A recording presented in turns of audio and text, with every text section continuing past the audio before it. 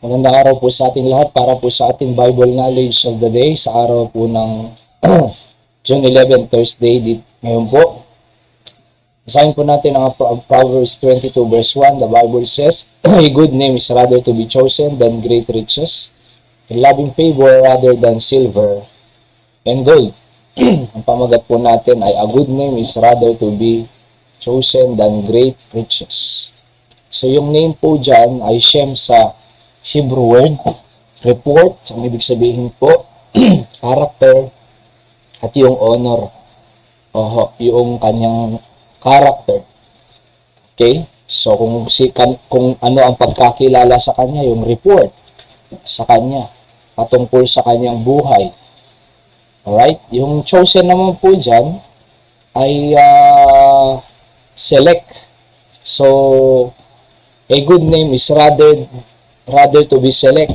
So, kumbaga, pipiliin mo yung magandang report, character, at honor than great riches, sabi ng Biblia. Yung riches po ay wealth. Opo. So, kasi kung kahit na may riches, pero kung sira naman ang pangalan, parang mga sa flood control issue, walang kwenta, di ba? Sira ang pangalan niya eh. May pera, milyon, pero sira ang pangalan niya.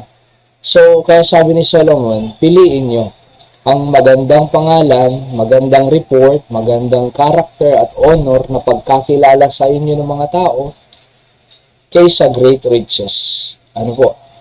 And loving favor, graciousness po yan, or kindness, rather than silver and gold. So, loving favor rather than silver and gold. So, pag sinabing loving favor, ay gracious ka sa tao, kind ka sa tao, kindness, you are extending help and grace sa ibang tao, kaysa silver and gold.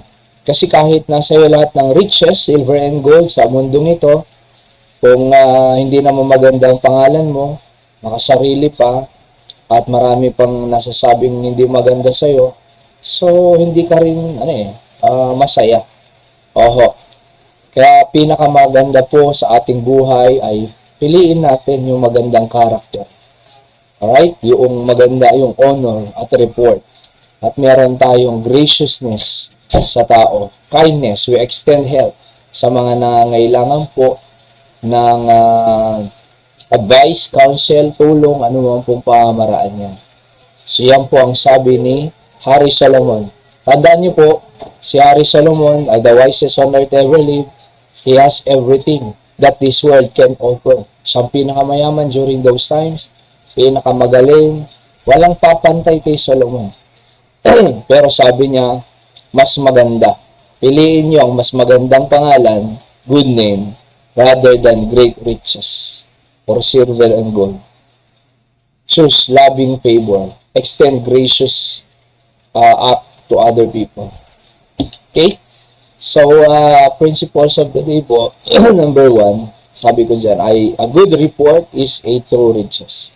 So, yun po talaga ang kayamanan eh.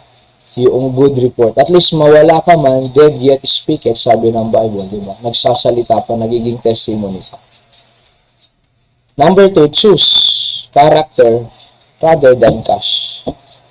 Para may rhyme po. Okay, yan po ang ating Bible knowledge of the day. God bless po.